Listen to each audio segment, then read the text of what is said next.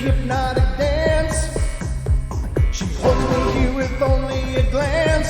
She's over me. She's over me.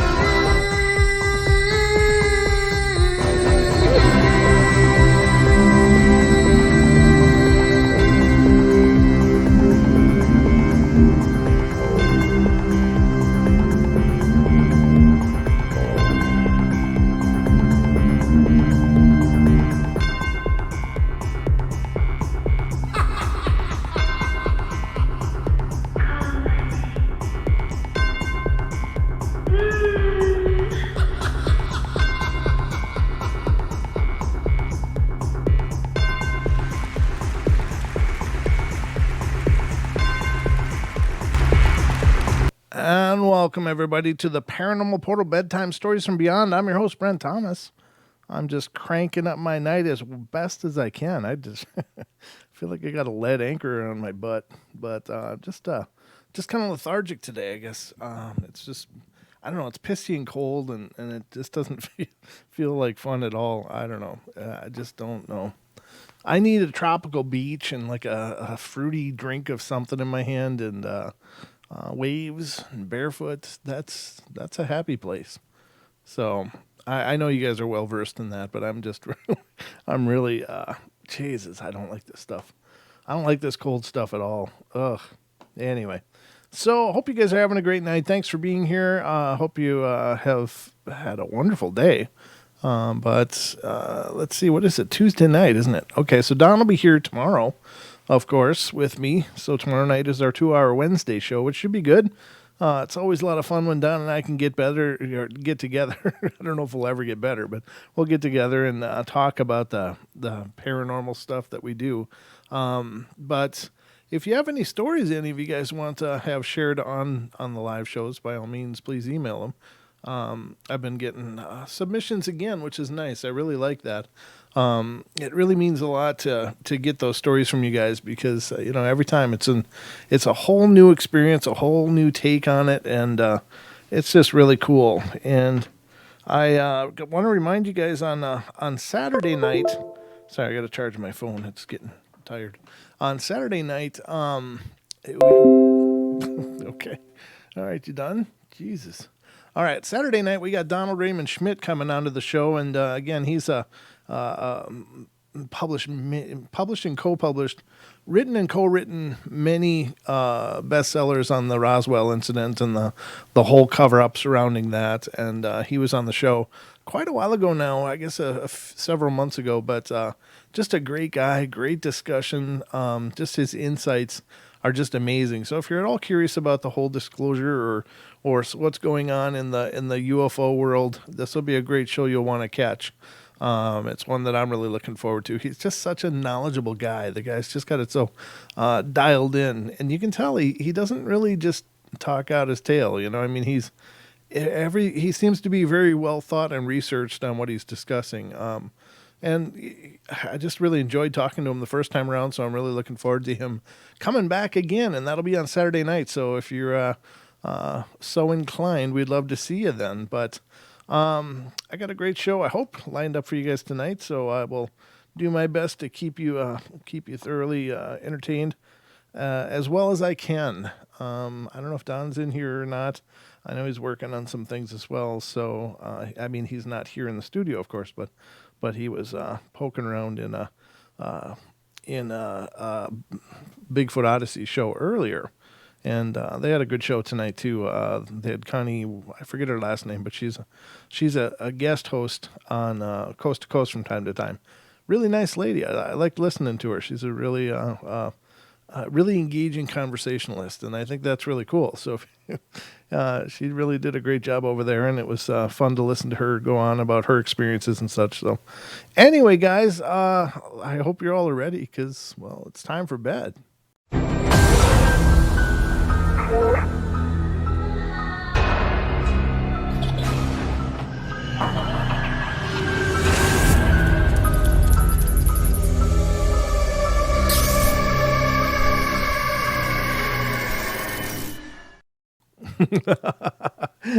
Cade Moya, our friend from Australia, is in here from the Belief podcast. He says, "When will you get a spot on Coast to Coast?"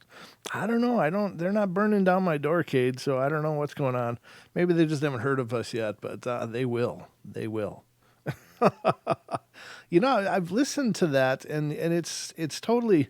It's amazing to do the shows that I'm doing, and I love doing them, but I don't know if I would enjoy doing that kind of show or not, to be honest with you. I just think that it's so rigidly structured. Everything is so rigidly structured that I don't know if I could perform very well in a situation like that. I don't know if I could. I guess I've never tried, but I think that it's such a big production that doing a hosting gig on there, I'm sure is probably a lot more stressful. Like when I do these shows, I can just relax and be myself, and generally the other shows that I've hosted on have been really relaxed as well. So it's not real tough. But doing a coast to coast gig, I think would be pretty. That would be a whole different game right there. It's something that I guess I've tossed around my mind. Like, what would I do if they did? And I think I'd do it, but I would just be probably a huge bundle of nerves because it's so rigid and structured, and there's station breaks all the time, and in and out and in and out, and I don't know. Sometimes I have trouble remembering my own name. My God, I don't know if I could remember the guest names and handle all that legwork. But yeah, you never know, brother. I guess if they call, I'll make that choice then. Perhaps we should do continent to continent together. Continent to continent with Australia. Yeah, we could do. You could do that for sure. The paranormal bridges or something. Absolutely, brother. Let me know. We'll plan it out. I'm kind of game for anything, really. But let's take a look at who is here. Okay, here we go. Five Hazel's here. BC Broncos here. Beth Fierce is here. Brian Gaska is here. Cha-Cha is here. Welcome, everybody. Good to see you guys. Dave Harrelson, Deborah Varner, Elaine Clifford, Gemini Moon, Justin Goodearth. Welcome to you, all of you. Oh, Jesus, I hate when it shifts like that. I'd lose everything. Where the hell was I? Justin Goodearth. Okay. Well, something changed. Someone came in or left. I'm not sure. Oh, Dead Spider came in. Great to see you, brother. Let's see. Cade Moya is here. Linda is here.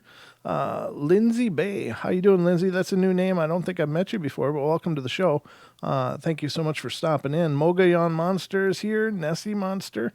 Oh, we got Mogayon and Nessie. That's awesome. Couple of monsters up in here. I'm here, of course. Skunk Ape 69 is here, and the Rotman. Mr. Ken was just in here a second ago. I don't know what the hell just. Oh, yeah, he's still here. Well, something else shifted too. Oh, Lewis came in. Good to see you, Lewis. All right, guys. Well, welcome, and thank you for coming into the show, and I'm sure more and more people will filter in. It seems like we have this steady increase up until about the time the show is over, and then the chat's like, oh, is it already over? So I don't know if you have checked the notifications bell in the past, please check it again, because I don't know what's going on. Again, it's not consistently the problem, but sometimes that bell gets unrung or whatever, so you may have to click it again if you're not getting notifications. But I've heard people saying they got notifications like 45 minutes late, and I don't know what the hell's up with that. But, in all fairness, I know that YouTube is a huge, like a colossal, megalithic, construction. And so it doesn't surprise me there'd be a few ghosts in the machine there. But still, just so definitely check it if you're not getting your notifications right at 7 p.m. Now, again, just to let everybody know, we will be doing, well, let me just pull it up on the screen here. Hold on. I'll put it on screen, and you guys can see what we'll be doing here in just a couple nights. Where the hell am I? Here I am. I think this is the one. Let me see. Nope, that's not it. That's not it. There we go. All right. This is the one. As soon as it loads, I'll put it up on the screen so we can talk about it. Let me zoom it in here. Get it all sized up for you guys.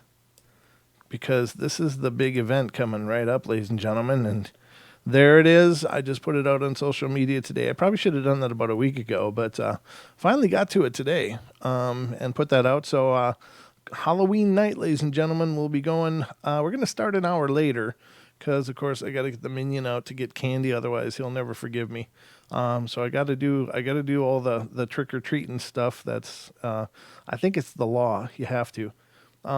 So I just wanted to give us enough buffer there, and so Don and I will be doing the parathon on Halloween night here, starting at 8 p.m. and until whenever. We don't we don't know how long a parathon is, but we're gonna find out because it might just be a 3-hour show. I don't know. We'll see.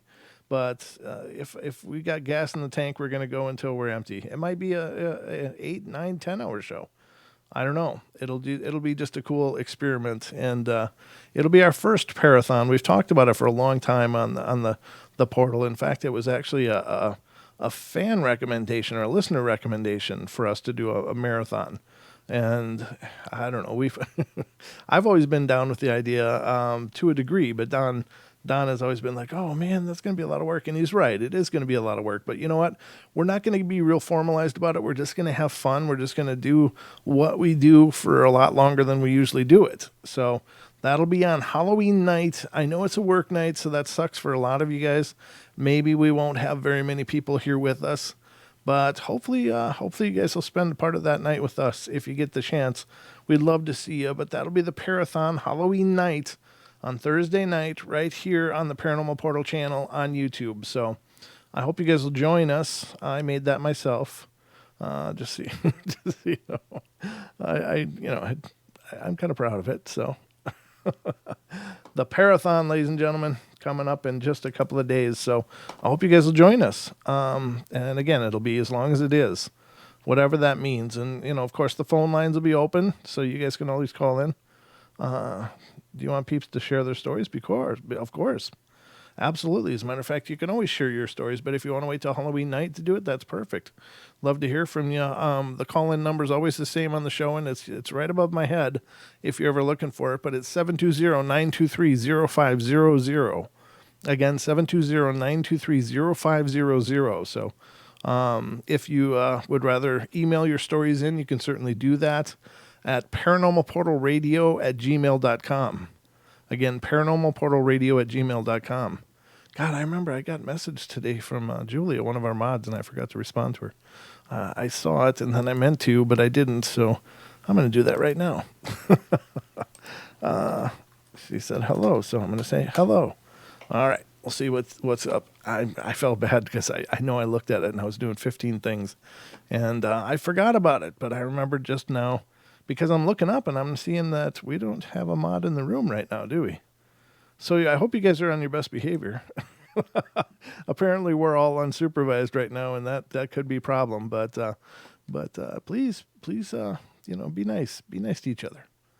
Okay, so let's get going here. I got some stories pulled up for you guys. Hopefully, you'll enjoy them. I always enjoy bringing you stories, but yeah, if anybody's got stories to share, I'd love to hear from you guys, especially Halloween night. If you want to call in and share your stories then, and if you want to just come on and have a discussion for a while, by all means, love to talk to you all. So let's get started here. And this is starting out from Tennessee tonight. Blah, blah, blah, blah. So this was a continuation kind of story. It says, I don't remember. It says, after Miss Abigail's appearance and sudden disappearance in my living room, I did some serious contemplating. It wasn't that I didn't believe such things were possible. It's just, it didn't fit my way of thinking. And I always thought that such things were just random. You see something and then you go for years before you see something else. Now I'll have to reevaluate my whole perspective. After a lot of contemplation, I came to two conclusions: that what I saw was real and not my imagination, and that my cheese had not slid off my cracker, so to speak. So I made up my mind to be more aware of the things that went on around me. I wasn't looking for something else to happen. I just wanted to be ready if and when it did.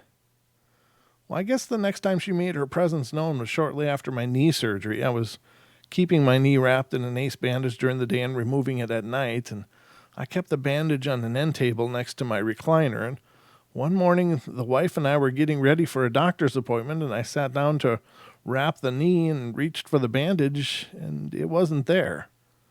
We searched high and low, and it couldn't be found, with me insisting that I had left it on the table.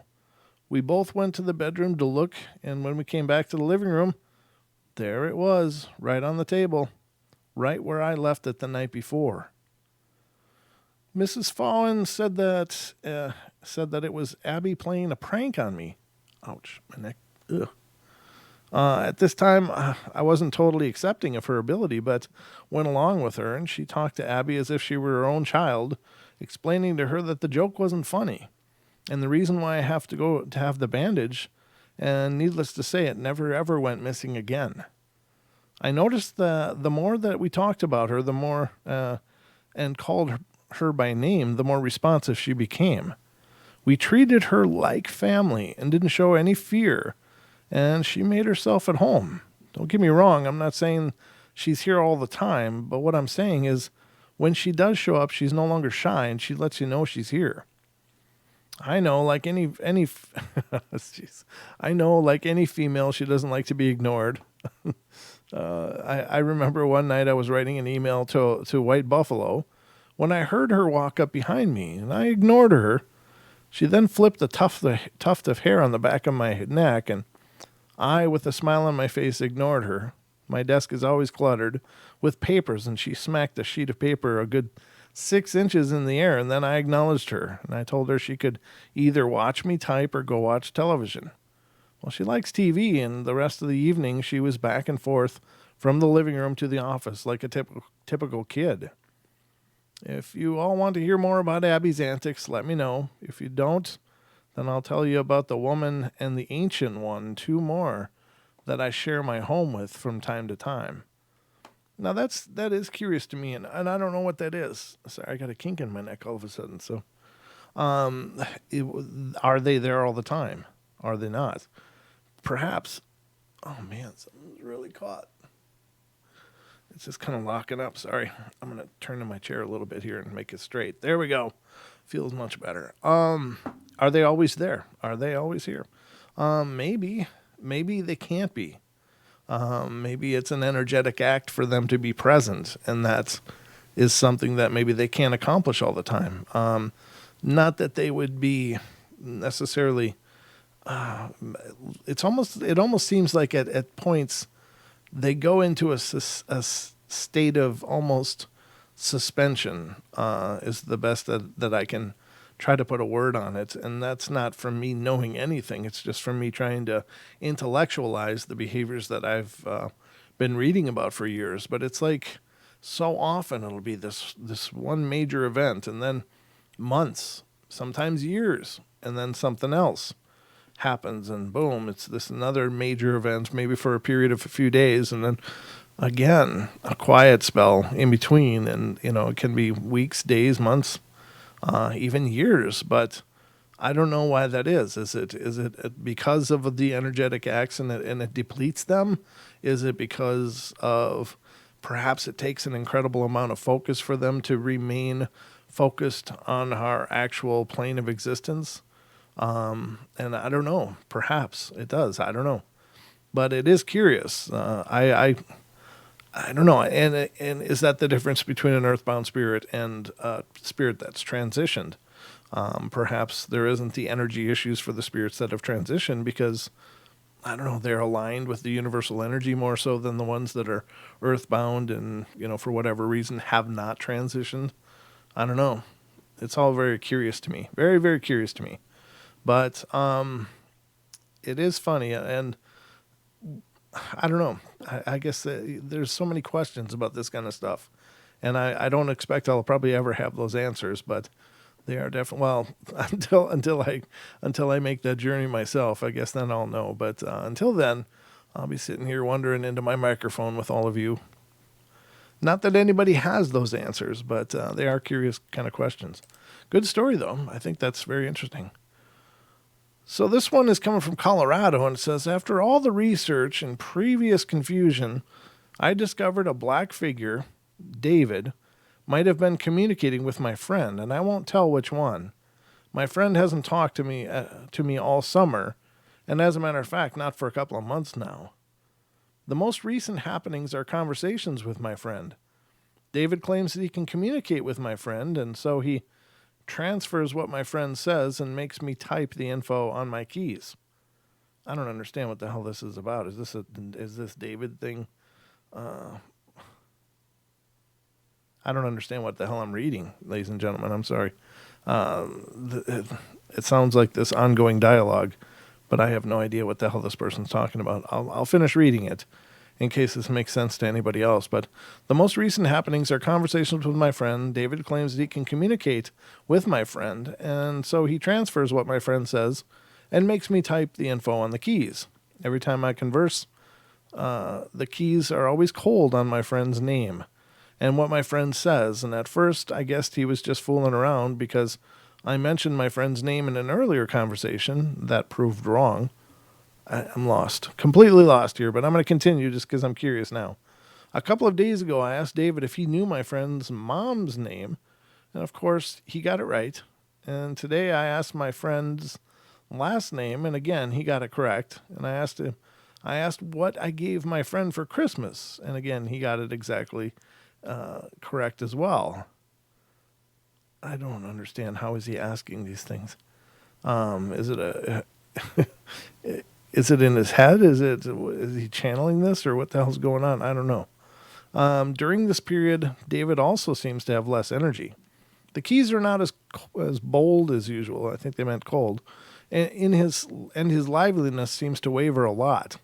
I can still feel him around me most of the time, though. Speaking of having him around, David obviously hasn't moved on yet. I'm pretty sure that this is a good ghost. Now, I don't hear the odd scratches or go through sleep paralysis, and I can always hear him walking in my room at night or to keep pacing on the carpet in the morning to force me out of bed at 8 a.m. in the morning, why hasn't he moved? It seems as if he's just fine. I really don't want him attached to me, though, and then that would ruin the whole purpose of my goal to get David to heaven. Maybe he's helping me. I don't know. I don't know what the hell I'm reading still. I've definitely gained a lot more self-confidence from this experience, though. Sometimes when I feel timid, he would give the reassuring hand on my shoulder or a pat on the back, or it would just feel cooler than any other parts of my body. So sometimes I would have dreams with my friend in them, mostly during certain days of a month. And I've been trying to prove to myself that my friend is psychic. Just because of some evidence I gathered. For example, sometimes my friend would stare into a random spot and then look at me funny. The face wasn't all that normal looking either. It would sometimes get scrunched up, as if listening intently to, something. Once I overheard my friend talking to another person about how cool the crystal ball was. My friend went out with some other friends and came across a crystal ball, and when my friend asked a question, it showed the answer, showing my friend sometimes with a picture. Was this just a game?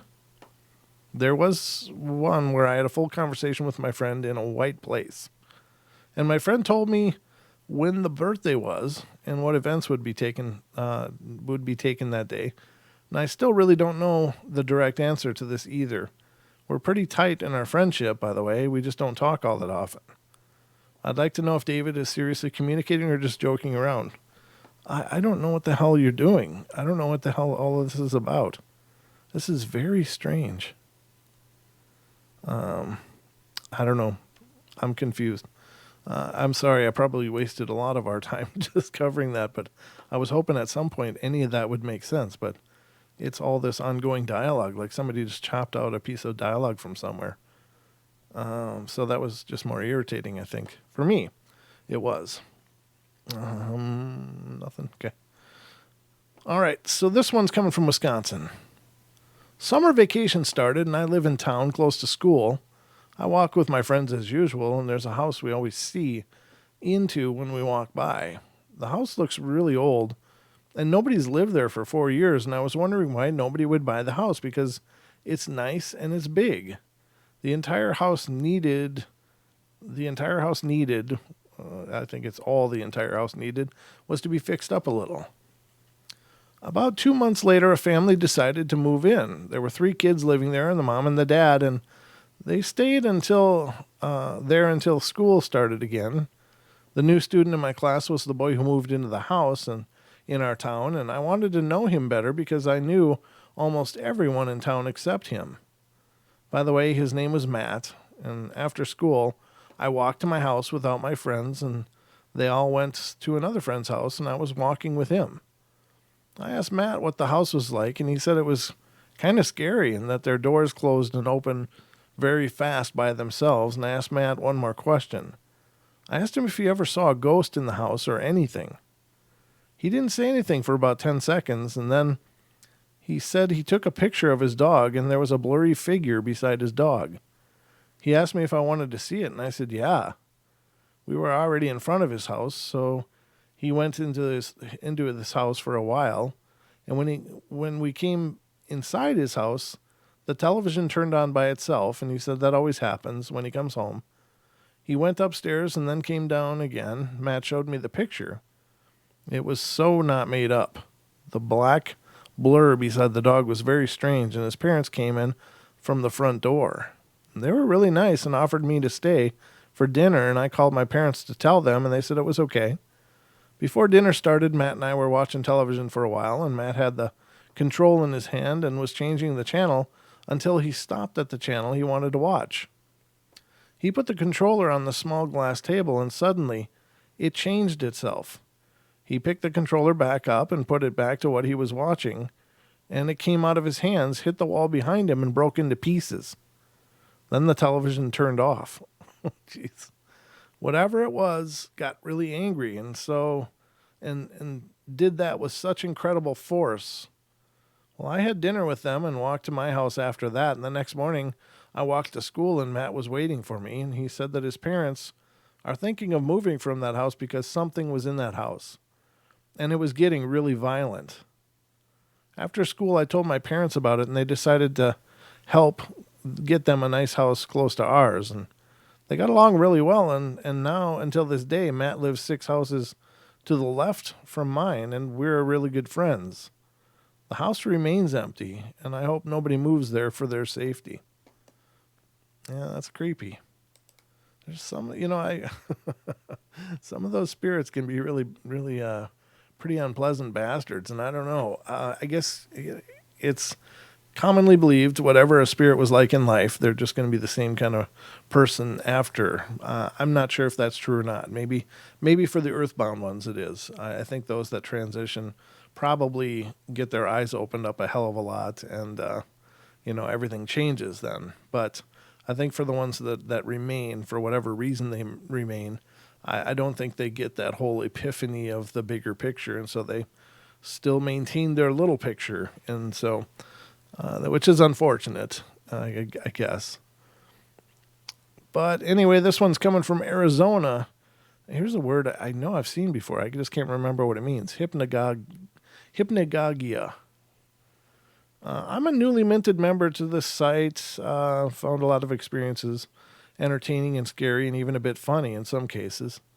This is my experience, and I have to preface it by saying that I'm not a believer in the supernatural, even after what happened to me. Boom, I told you.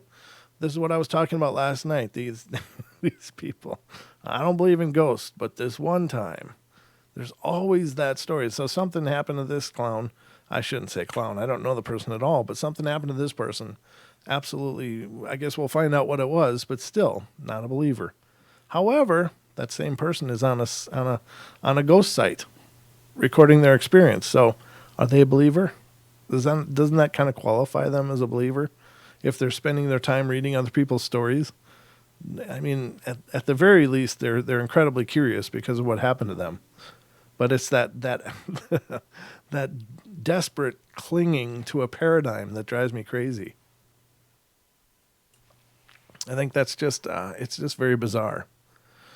Okay, so my wife and I just purchased a new house out in the desert of Arizona. A nice little 2-bedroom, 1-bath, no frills kind of house.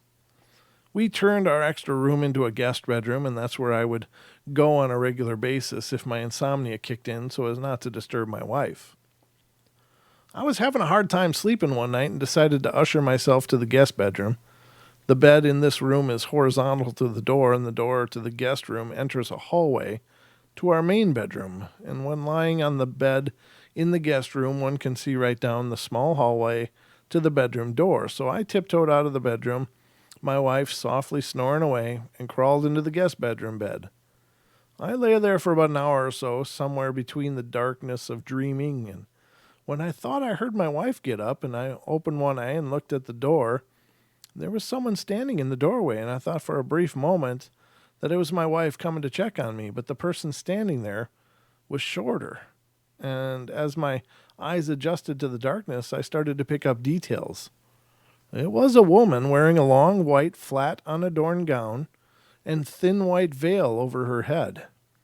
The figure was looking down at the ground and shifting from foot to foot, swaying from left to right.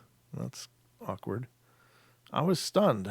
The first thought that crossed my mind was, lovely crazy person has broken in my house and is now scaring 7 shades of hell out of me. I began to get out of bed and asked this person how they were able to get into our house when suddenly this woman lifted her head and arms and ran at me full charge.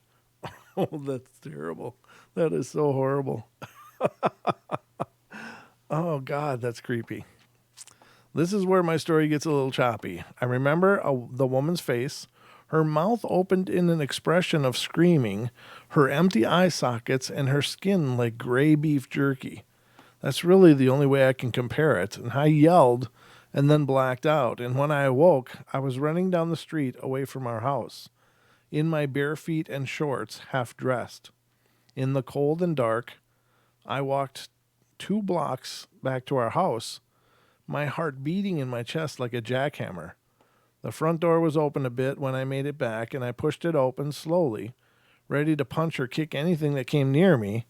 And when I stuck my head in, everything was quiet. Well, I slowly walked in, making sure to double lock the door behind me, flipped all the lights on, and searched the house. Nothing. I checked on my wife. She was still sound asleep.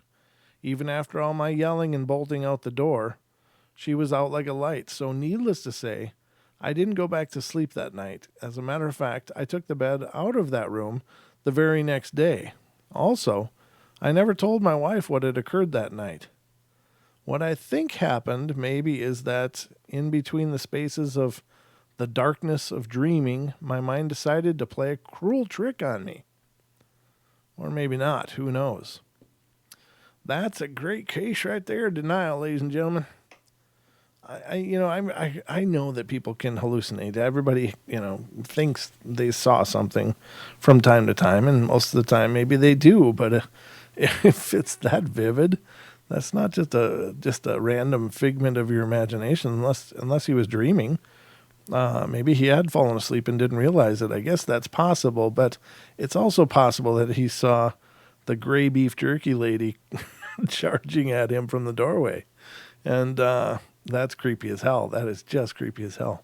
What an aggressive thing to do. Wow. I can't even imagine. That would definitely be an underwear scraper for sure. I'd have a few patties to pry out of the shorts after that.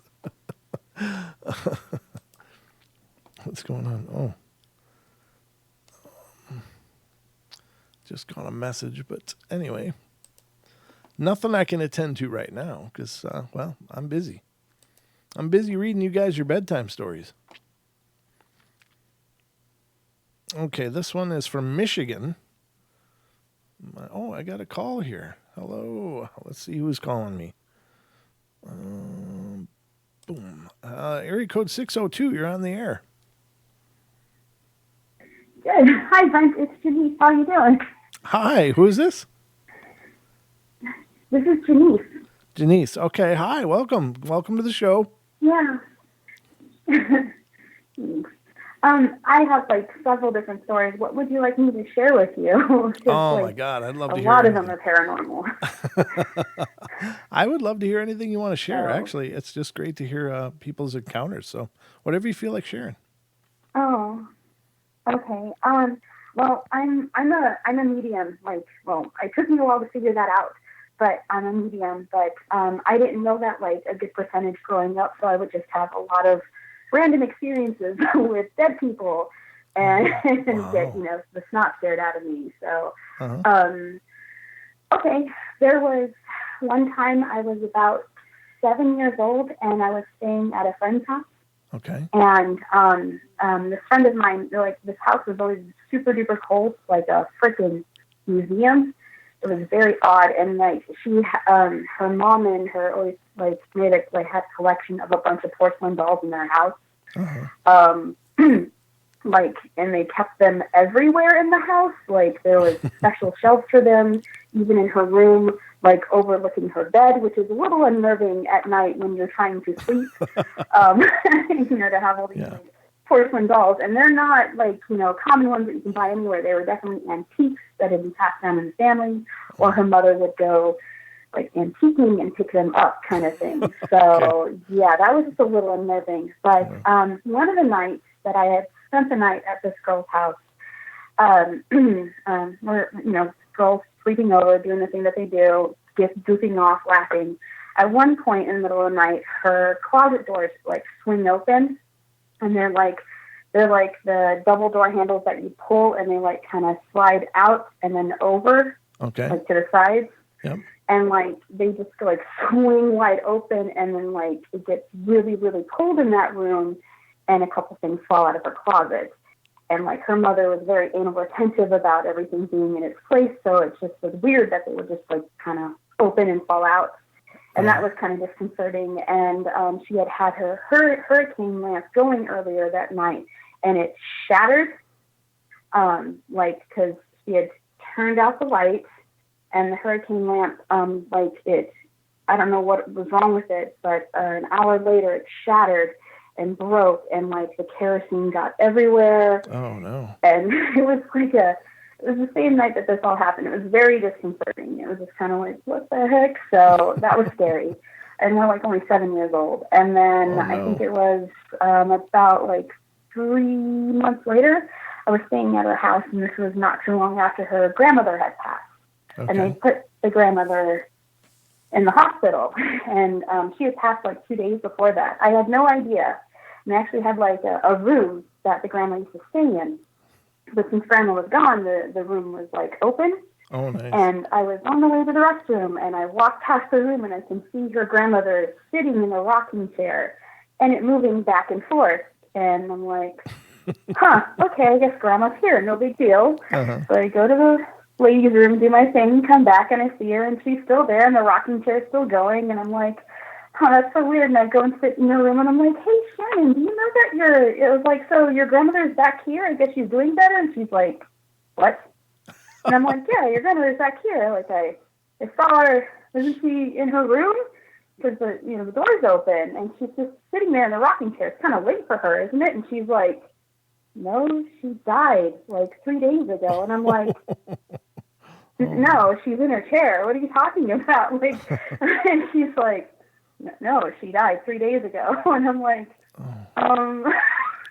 So she just kind of walks down the hallway and looks, and the rocking chair's still going, but she doesn't see anything. And I'm there with her, and I don't see anything anymore. And I just felt like a crazy person, because I'm 7 years old, and I'm like, oh crap, I just saw something that I wasn't supposed to see, and I thought it was just like a vivid imagination or something like that. Because like a lot of stuff like that would happen, and I was told like don't talk about it.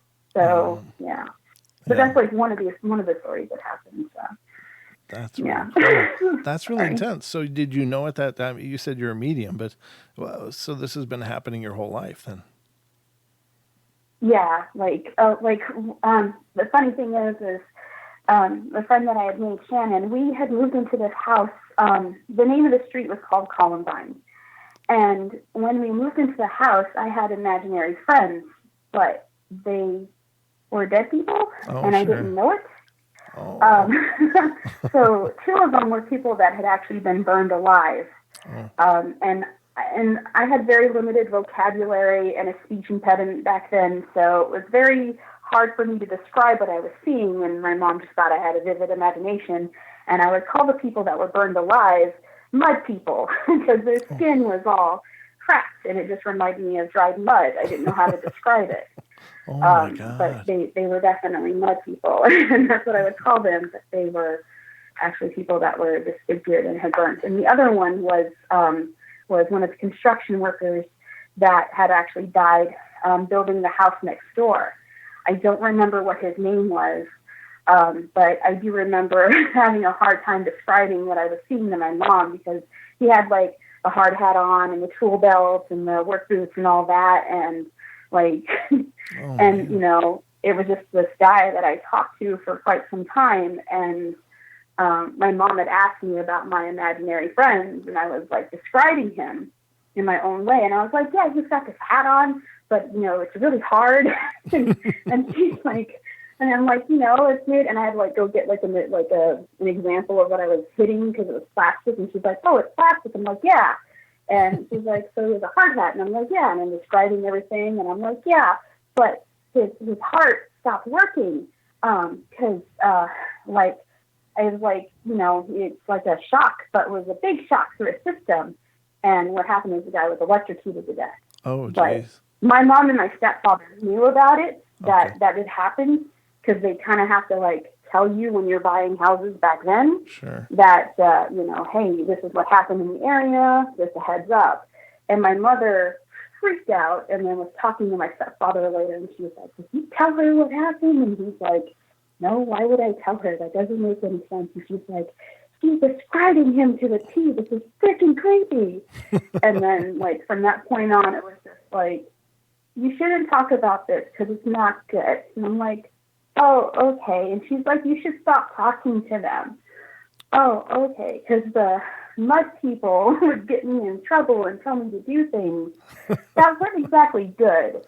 And, like, you know, like, talk back, and I would get disciplined, but it's because the people that were burned alive weren't exactly good people. So I had a positive and a negative experience even at like 4 years old with the dead, because it was like both at the same time. And I did notice that as time went on, like, because I would just be able to explain a lot of these things away as, oh, you know, I'm just half awake and that's why I see this.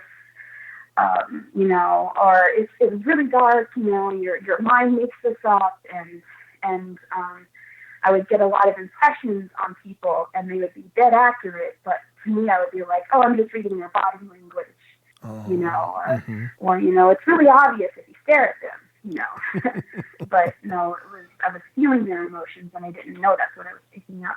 So your mom was obviously, seems that she was very well aware of what was going on, and was she supportive of this, or was she also gifted in that way? The weird thing is that I didn't realize it until after she had passed away. But yeah, I think she saw some of the things that I saw, but not everything. Okay. And she would like predict. She had very prophetic abilities. Like she would just say, "This is what's going to happen." And sure enough, it would happen, whether it be 3 weeks from now, 3 months from now, 2 years from now. It was always dead on. She would just predict something or just say it, and like, this is going to happen. And it would always happen. It was kind of good, but annoying at times, because it's like, no, you know, and I would fight so hard that it would still happen. She was pretty good at that. But no, it was more like, you know, it was kind of like discouraged, but not like, I don't know, it was a weird kind of, oh, you just have a vivid imagination. Like she would try to explain it away and then tell me not to talk too much about it. Sure. So I did it. But as I got older is when I was in my 30s is when I figured out what was happening. Because one of my friends was a medium, and they're the one that was like, you know that you've been talking to dead people this whole freaking time? And I'm like, no, it's just really vivid dreams that last for 15 minutes while you're awake. Yeah, like normal people. No, Janice, that's not how that works. Well, so yeah. That's awesome. But, Now, yeah. And, so you had this even so, from a young age. You were dealing with this. Go ahead. Oftentimes, we hear there are many accounts and many accounts of children either being able to see, talk to, hear these deceased people, or you know, and sometimes they adopt them as imaginary friends or whatever. But generally, it seems that most of them outgrow it. But for you, that didn't happen, huh? It did go down for a little bit. Like I got to for a couple years, it got to be somewhat normal. Okay. But we moved so much, and I don't know if that's why it, like, because it seems to be like, unfortunately, every like year or 2 years we would move due to my mom, and my stepdad were idiots, and they just couldn't figure out whether they wanted to work it out or not. So, Okay, sure. so that was like a constant like chaos thing that was going on. But I did notice that it seems to be that I could move to an area and it could be completely neutral the first time I'm there and everything's great. But normally about 6 to 9 months after living there, activity just starts. And there's just a lot of unexplainable things that happen. And yeah, it would always follow no matter where we went. In some places, it was already active as it was, and moving there was kind of terrifying. Yeah, So, and it also depends on like the emotional state that you're in. Like if you're vibrationally, like if your emotions are not good and you're depressed and all that, then you're going to attract a lot of low frequency things. But if you're in a good emotional state, then you'll actually attract like good vibrational beings. It just depends on where you're at. Right. So yeah. That's incredibly interesting. Wow. That's amazing. And so this has been going on your whole life. You've been dealing with this. But it sounds like you've had support systems throughout this journey. Like you've had people that have been there for you and kind of helped you cope with it or to some degree or another. Is that correct? Yeah, it's been, kind of, sort of. Like, I don't know. Like, my mom has been kind of like, don't talk about it. And then my mom passed away when I was 24. And then, like, I never talked about it with my grandparents. And I definitely never talked about it with my father. And then my dad's mother, she passed away in 2000. But she definitely had the gift. And she definitely saw things. And she had so many things up around the house for protection. And I didn't realize that's what it was. And being in her house was kind of hard because there was a shade that was in her house. And I didn't know that's what it was. Okay. I just knew that I hated one of the back rooms, and it made me very uncomfortable. And I, and you're so young, you can't understand what's going on. You just know that you don't feel good and you don't like it. Right. So you avoid that area, but you also know you're not supposed to talk about it. So it was kind of here and there. I don't know. It was like this internal guide system that would tell me like, this is okay, this isn't okay. And then eventually, as I, once I got into my 30s is when I was like, oh, I can talk to somebody about this and I'm not, ready for a straitjacket. So, but yeah, that's kind of basically what happened. That's really fascinating. I think that it would be a lot of fun to record a podcast with you and just have you go through your many experiences. And if you'd be willing, I'd love to do that. Yeah, I'd totally be down for that. I have no problem. Yeah, thank you. Okay. Well, I mean, it's such a great chain of experiences, and I it just sounds really unique, and I know our listeners would love it. I know the listeners listening now are loving it, so it's just really neat. Really? Yeah. And the other thing that's really neat. Yeah, I'm one of the people that works with Sean and Joel on their excellent. on that Moon's Magic Oath channel. I've been working with them for a while and good. introduced Sean to his guide. Oh, very good. That's awesome. So, but yeah. Now the funny thing about the show is that we No, go ahead. we have so many people that are a part of the family that have gifts of their own. I mean, like most of the chat room are some incredibly sensitive people, and it's just really cool that whether through a common resonance or what, but we've all just kind of found each other. So it's really built this incredibly powerful, strong community. So I think that's just amazing that people keep finding their way here. Yeah. Yeah. No, I've listened to quite a few stories from several different people on your channel, and it's been interesting, and it's funny because, not funny, haha, but like, I think it's interesting how it's almost like the same kind of mindset when it comes to like universal energy and whatnot, like, and that's kind of cool. And then just yeah, the stages that people go through when they're like, this isn't paranormal. And you try to, and trust me, like everybody tries to explain it away scientifically as much as possible. Right. Like you try to debunk it so much in your head, Yeah. but eventually it comes to a point where you can't debunk it anymore. So, yeah. That's But yeah, really cool. it's pretty interesting.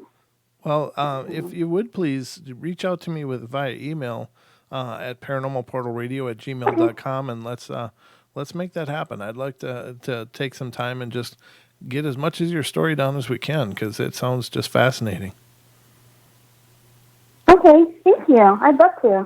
Okay. All right. Well, you have a good night, and I'll hop off of here. All right, my lady. Thank you. Thank you so much for calling in and being a part of the show. Anytime. Thank you. Bye. Okay, see ya. Very cool. It's just amazing. The amount of people that have such similarities that are here is just incredible. And I think that there are those here that are sensitive, and there are those here that maybe don't know that they're sensitive. But I got some amazing people. I see Wes Kermer came in. How you doing, Wes? Nice you could join us, brother. Thanks for being here as always. Don's in the chat, so that should give you something to work with. I'm just kidding. Wes loves to give Don a hard time. It's just awesome. And you know, Don dishes back. They have a good time. So of course, you're always welcome, Wes. We keep the doors open for you and the lights on. So hold on, I gotta wipe my eyes. They just covered with a bunch of film. Did you ever get that ZZ Top song over there, Wes? You'll know what I'm talking about. Anyway, let's continue forward, shall we? And the phone lines are open. If anyone else wants to call in and share something of their very own, they're welcome to do that. What the hell was I doing? I just minimized my window for something, and I forgot why. Welcome to my world where there's all kinds of random things going on in my head. I was going to do something, though. South Sacramento Paranormal Investigators, welcome. Everybody has abilities. Just got to learn how to tune into your abilities. Sometimes it could take years, and some just have them closed off completely. Good point, and I agree with that. I think that we all have that built into us by virtue of being alive, that we have a light in us, and I believe that light is capable of some amazing things. But we've been tuned in and dumbed down and pushed into this rapid pace of life and made to ignore a lot of it, I think. But you're right. I think we all do have that. I think you're on it for sure. SPI. I like how you guys do that. You guys, Nessie, SPI. She just totally made an acronym, or he made an acronym out of that. SPI instead of Sacramento Paranormal Investigators. I like that. All right, very cool. So let's move forward here and see where we end up next. Did I ever read this? No, I didn't. I did not. I was going to read this. This is Michigan. When you think of a cellar or an unfinished basement littered with ancient clutter, sprinkled with dirt from the cracks in the walls and spiders that always come out to play, or the type of unfinished basement where there's absolutely nothing in it at all but a 60-watt bulb hanging from the ceiling with a string dangling from it, we think it must be haunted. Yes, I agree. I wouldn't spend a night in one of those basements by myself, but that isn't the only setting for a haunting. Old houses don't always have the pleasure of being granted access to the paranormal realm, as my story proves. Sounds like it's going to be interesting. My story begins when my parents had gotten divorced when I was in the 5th grade, and my mom moved out to a brand new separate condo in a beautifully slick subdivision in my small town. All the houses were models and brand new, and this would make upkeep for my mom easier, making the houses even more wonderful than they were originally. I can honestly say that we fell in love with the large home quickly. Even though it was so cold, and even though there were negative feelings hanging in the air, my mom and brother decided to look around from the outside of the house, and I ventured into the basement. To my relief, the basement was finished. It was big and it was beautiful. I turned on all the lights and sat down, and in my mind I started to imagine what I could turn it into. All of a sudden I heard my name being shouted from upstairs. I thought it was my mom, and I thumped up the stairs, leaving the lights on, and to my surprise, my mom was still in the backyard talking to my brother and the realtor. Being a child, my attention span was small, and I was preparing to run to the upstairs when I realized that I had left the lights on and left the doors open to the bathroom and the room under the stairs. I went back down to find all the lights off and the doors closed. I got frightened at this point and ran back upstairs, and I heard the door slam shut. I ran upstairs crying and outside to my mom begging her not to buy the house. She told me we really had no choice, and she put in an offer. Well, we got the house, and ever since that day in the basement, I've experienced negative paranormal activity. My friends have even seen apparitions and have heard voices. They would never go down the basement even though there were couches, a big screen television, and even a foosball table. I find it interesting that only children had noticed these things happening. Even my brother, who doesn't believe in ghosts or spirits, has seen things that he can't explain. No one would believe me except the other kids, my friends, my brother's friends, and even a neighborhood kid.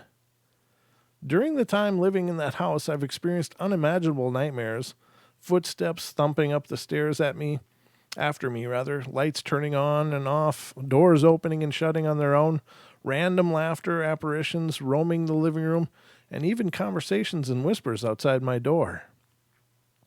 One of the scariest experiences I had in that house, I share with one of my best friends, and she happens to also be a member of this site.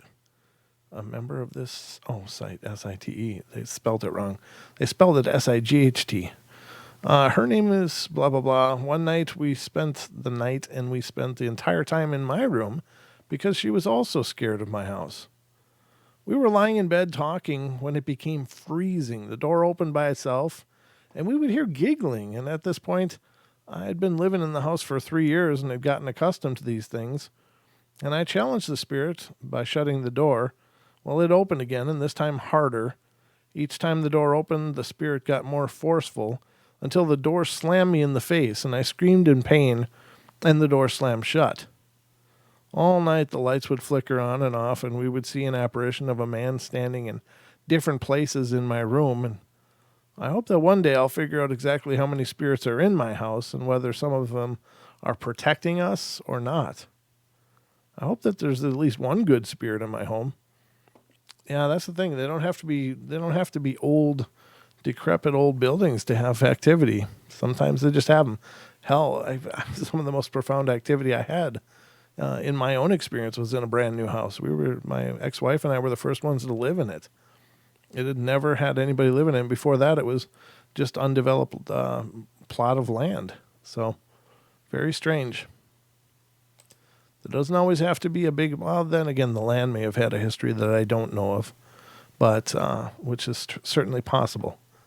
But for all other intents and purposes, it was just prairie land that became urban development, residential development, and that's it, right alongside the highway.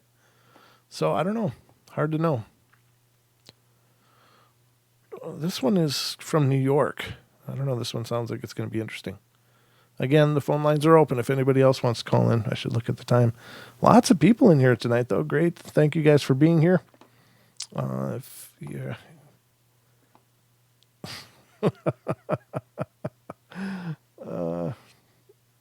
just reading Wes's stuff. Wes cracks me up.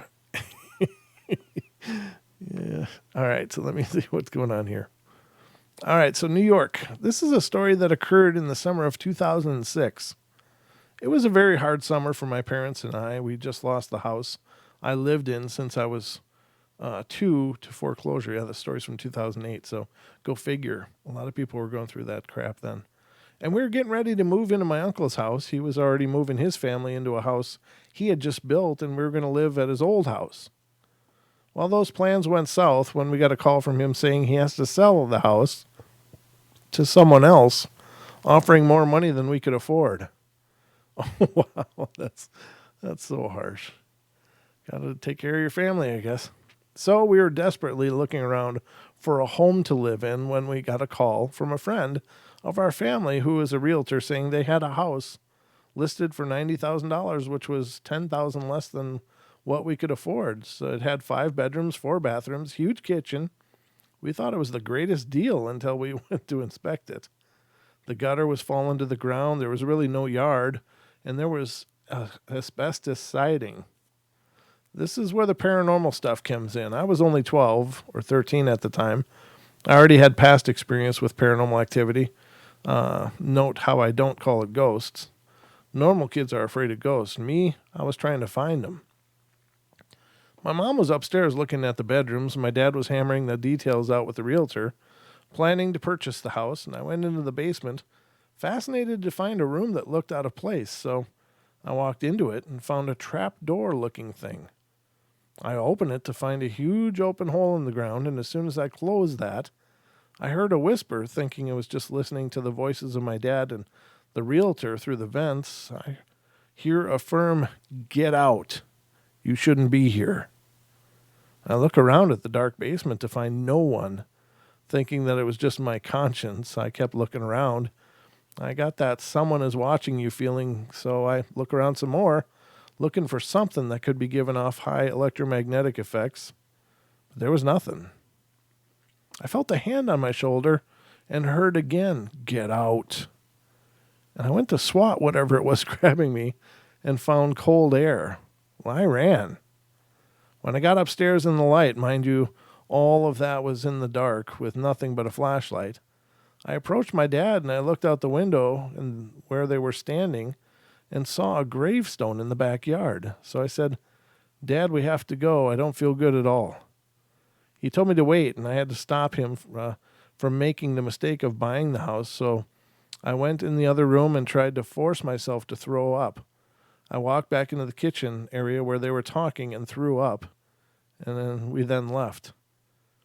After telling my dad why I did what I did that, he understood that I could never live there. We found a home to rent until we could purchase a home, and this home was just under the house my uncle just built. Okay. And it was a shoebox compared to the mansion he built, so as a family joke, we named our home the Carriage House. We then 1 year later found our current home, which is no more than 100 feet from a lake with great neighbors, and we are only there on weekends, so they let me fish off their docks. And here's the kick of it. We live 300 feet away from the paranormally active house.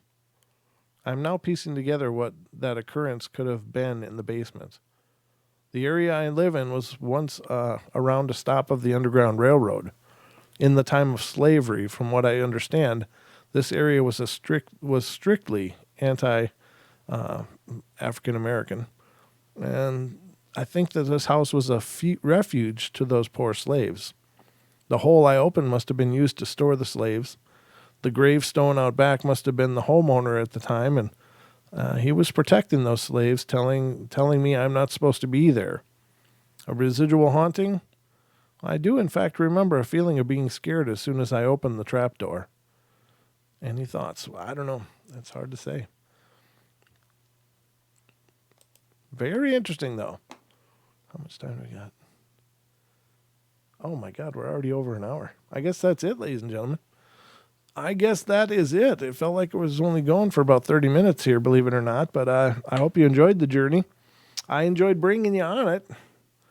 And make sure you subscribe if you're not subscribed already, and like the video, please. It helps YouTube to recommend it to more people.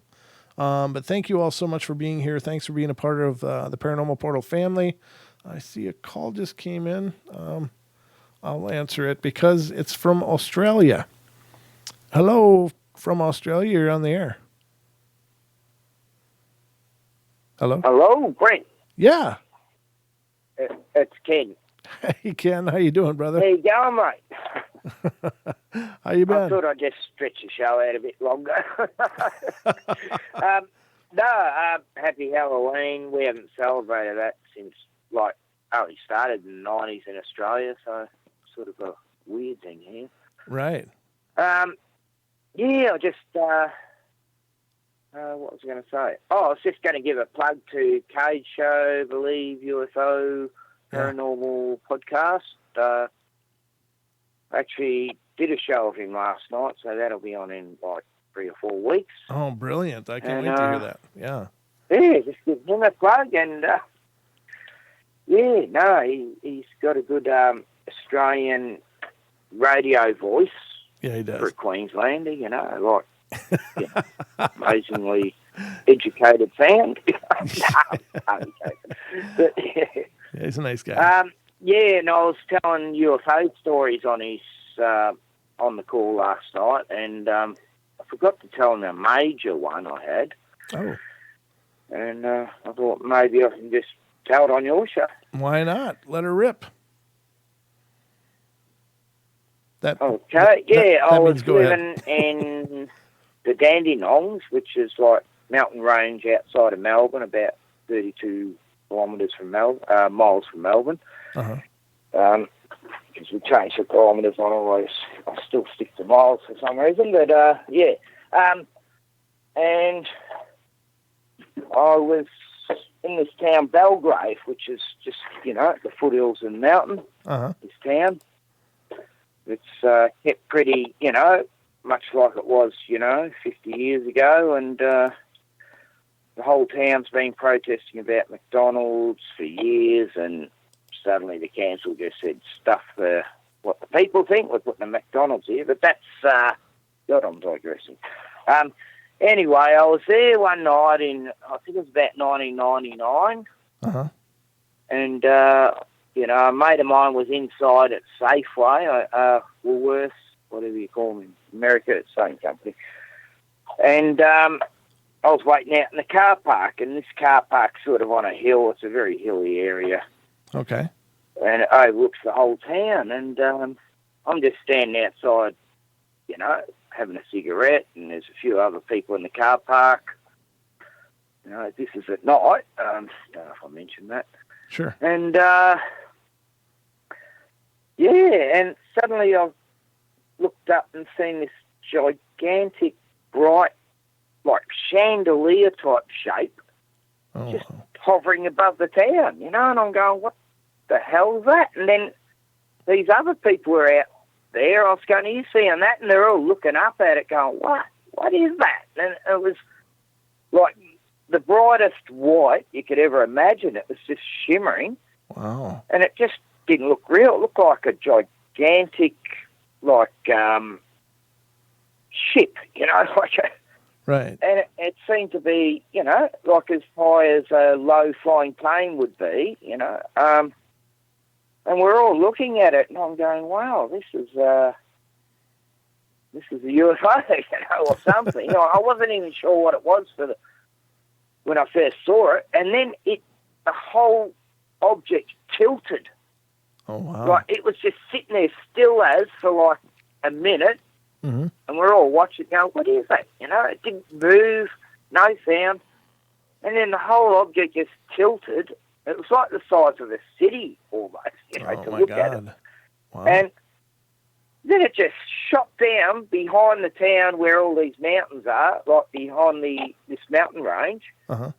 And this girl screamed. She thought we were going to hear a crash sound, and I thought we were going to hear a big explosion all of a sudden. It was like something just fell out of the sky to earth, and Right. and I'm thinking, I'm just waiting for the big explosion, and no sound, nothing, just gone.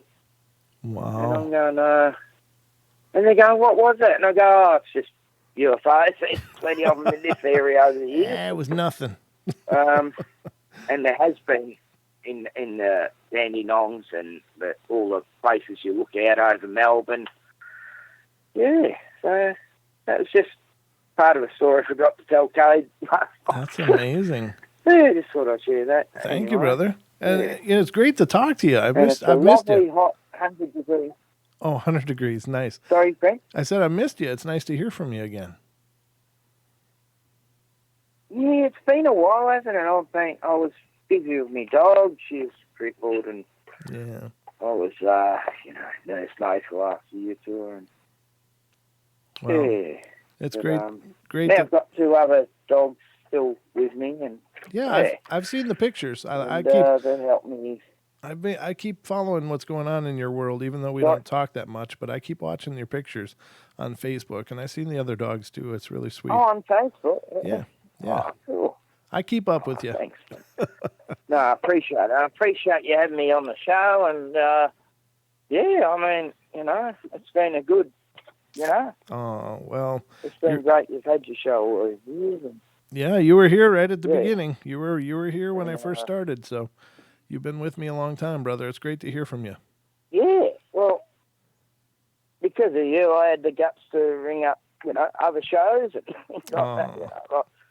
Because it's a good, casual, fair dinkum attitude. Yeah. Yeah. So, I'll share to everyone in the chat, and I better let you get on with. It's probably getting late there. It's only 2:12 p.m. here, so yeah. Okay. All right, brother. Thanks. I just thought I'd love you bunches, and it's great to hear from you. Okay. Cheers, buddy. All right. Cheers. And that was Ken. Ken's a great guy. I do have another call here, and since we're at it, I'll get to this one too. And this is area code 916. You're on the air as well. Hello? Hi. How are you? Hello, this is Sacramento Paranormal. I'm sorry? This is Sacramento Paranormal. Oh, hi. Welcome to the show. It's great to hear from you. Hello. How's things in Sacramento? Pretty windy. Cold. You're not getting those fires there, are you?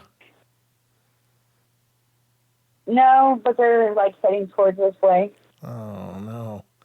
Well, I hope you guys are okay. But thanks for calling into the show. What's on your mind tonight? Well, I've been a paranormal investigator since 1990, and I've been a psychic medium all my life. And I guess I got a little story. A true story I'll tell. Oh, I'd love to hear it. Yeah, please. Well, me and my investigator, she talked me into going to this haunted park, and it was at nighttime, pitch dark.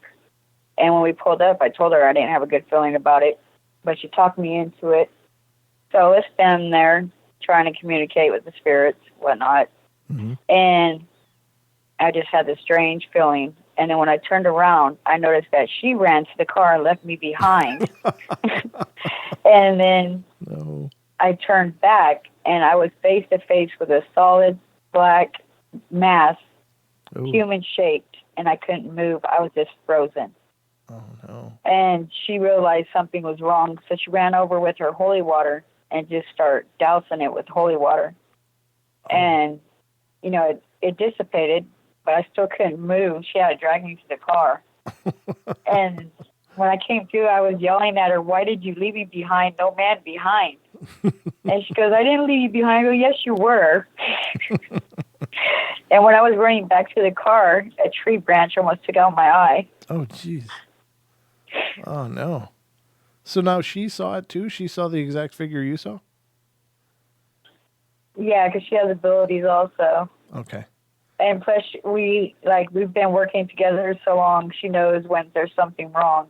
And I was just frozen. Oh, no. That's so sad. And then it followed us back. It followed her to her house. Oh. So we had to get it away from her. And it was just crazy. That is crazy. That's some scary stuff. So it was a shadow person then, would you say? Or do you think it was just a dark... Yeah, it was a big, it's like a pitch black, but it was shaped like a big man. Oh. And it was face to face with me. And I was just like, whoa, where'd you come from? And then I just went out. I just blanked. I didn't know what to do. I just froze. Because usually I know what to do beforehand, but it just I turned to look at her and I turned to look back and bam, it was right in my face. And I was like, uh-oh. Oh, you know what? Yeah. And I was like, I can't move. I don't know what to do. Oh, that's absolutely terrifying. And then kind of find out the house close to there, this guy killed his mom and buried her in the backyard. And so that's all I was thinking about. I was like, I don't want to end up in nobody's backyard. Oh, man. So you think that might have been his spirit? Or do you think it was just a negative that was drawn into that area because of that? I don't know, because there's a lot of shootings and deaths that happen at that park. Oh, yeah, that's not good. Wow. Whatever it was, because this whole neighborhood is a paranormal hotbed with a lot of demonics and stuff. And so I was like, oh my gosh, I can't believe that. I was having nightmares for a week. Wow, that is crazy. I can't blame you, but she's the one that actually ended up with the attachment from it. Yeah. Oh. It got mad. I got Tito off of her. Yeah. And I guess it hitchhiked with us to her house. So when you're done with... And then she called me up. She goes, you need to come and help me. So when you're done with an investigation, do you guys have any kind of ritual where you close it off and you try to keep that from happening? We do a prayer, and then we sage ourselves and sage the equipment, and then put holy water on us and everything like that. Uh-huh. Take precautions because of other incidents that happen. Right. Yeah. And man, this time it didn't work. Well, I think that there's and you could probably speak to this more than I can, but I think that there's degrees of entities. There's some run of the mill entities, and then there's some that are just energetically just heads and shoulders above. And then, of course, it gets even into bigger and bigger things. But there seems to be like an energetic hierarchy to some of these things, Yeah. Wow. It was just terrifying. So can I ask you? I was like, this is one experience I'll never forget. Yeah. I don't think I would ever even forget it either. That's a pretty huge experience, though, to have, especially being an investigator. You can investigate for lifetimes and never see anything like that, Yeah, well, I see them because of my abilities. I live in a haunted home also, and she did too next door. And it's like fighting with demonic every day, and it's just crazy. That is crazy. Wow. Well, I hope you're careful. I really appreciate that you're out there doing the work and stuff, and thank you so much for calling into the show. How did you find us? I'm just curious. How did you find the Thank you for having me. How did you find the Paranormal Portal? Oh, I was inside the chat room. Everybody's telling me to call. Oh. No, I think that's great. I did see you in there, but I just I'm always curious when I meet new listeners. How did they find the show originally, and whether it was just a random thing or did you hear about us? Yeah, I search the Paranormal Lives, and then I'll sub to them, and then I'll start going in there, supporting. Wow. Usually, I'll help people on their shows, and other investigators. Well, fantastic. Well, I hope you'll be a part of the family now, and please, anytime you have something to share, I'd love to hear from you. Okay, thank you. All right, take care now. Stay spooky to you all. Very good. Well, I think that's going to wrap it up now, guys. We did pretty good, and it ended up being a little longer show, but that's all right. As long as we're getting new things through, new people. Talking to old friends like Ken, it's worth staying late for. So thank you guys for being here. I love you all. Be good, be kind, be nice, take care of each other, help each other out, find the magic in every day, and remember to laugh as much as you can. Good night, everybody, and sweet dreams.